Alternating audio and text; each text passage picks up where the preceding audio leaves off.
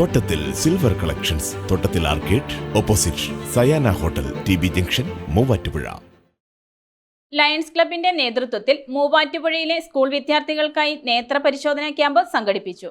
മൂവാറ്റുപുഴ BRCക്ക് കീഴിലുള്ള സ്കൂളുകളിലെ 250 വിദ്യാർത്ഥികൾ പങ്കെടുത്തു.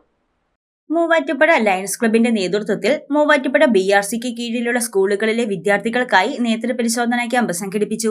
സ്കൂൾ വിദ്യാർത്ഥികളിലെ അന്ധത നിവാരണം ലക്ഷ്യമിട്ട് ലയൺസ് ക്ലബ്ബ് നടത്തുന്ന സെന്റർ ഫോർ കിഡ്സ് പദ്ധതി പ്രകാരമാണ് മൂവാറ്റുപുഴ BRCക്ക് കീഴിലുള്ള സ്കൂളുകളിലെ വിദ്യാർത്ഥികൾക്കായി ക്യാമ്പ് സംഘടിപ്പിച്ചത്. ലയൺസ് ക്ലബ്ബിൽ എറണാകുളം അമൃത ആശുപത്രിയിലെ വിദഗ്ധ സംഘത്തിന്റെ നേതൃത്വത്തിലാണ് പരിശോധനകൾ നടത്തിയത്. 250ഓളം വിദ്യാർത്ഥികൾ ക്യാമ്പിൽ പങ്കെടുത്തതായി Muvattupuzha Lions club president Jaya Balachandran പറഞ്ഞു.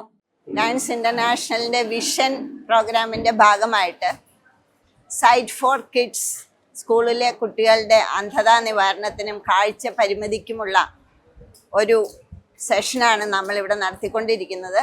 ഇത് രണ്ടാമത്തെ സെഷനാണ്. ആദ്യം ആനിക്കാട് സെൻറ്റ് സെബാസ്റ്റ്യൻ സ്കൂളിൽ വെച്ച് 150ഓളം കുട്ടികളെ സ്ക്രീൻ ചെയ്തിരുന്നു. അതിൽ 50ഓളം കുട്ടികൾക്ക് കണ്ണട കൊടുക്കേണ്ടതായിട്ടുണ്ട്. അത് ലയൺസ് ക്ലബ്ബിൽ നിന്ന് നമ്മൾ കൊടുക്കുന്നതായിരിക്കും. ഇന്ന് ഇവിടെ 250ഓളം കുട്ടികളെ മൂവാറ്റുപുഴ ലയൺസ് ക്ലബ്ബ് ഹാളിൽ വെച്ച് അമൃത ആശുപത്രിയിലെ ഡോക്ടേഴ്സിൻ്റെയും വിദഗ്ധ ഡോക്ടേഴ്സിൻ്റെയും ടെക്നീഷ്യൻസിൻ്റെയും സഹകരണത്തോടുകൂടി നമ്മൾ ചെയ്യുന്നുണ്ട്.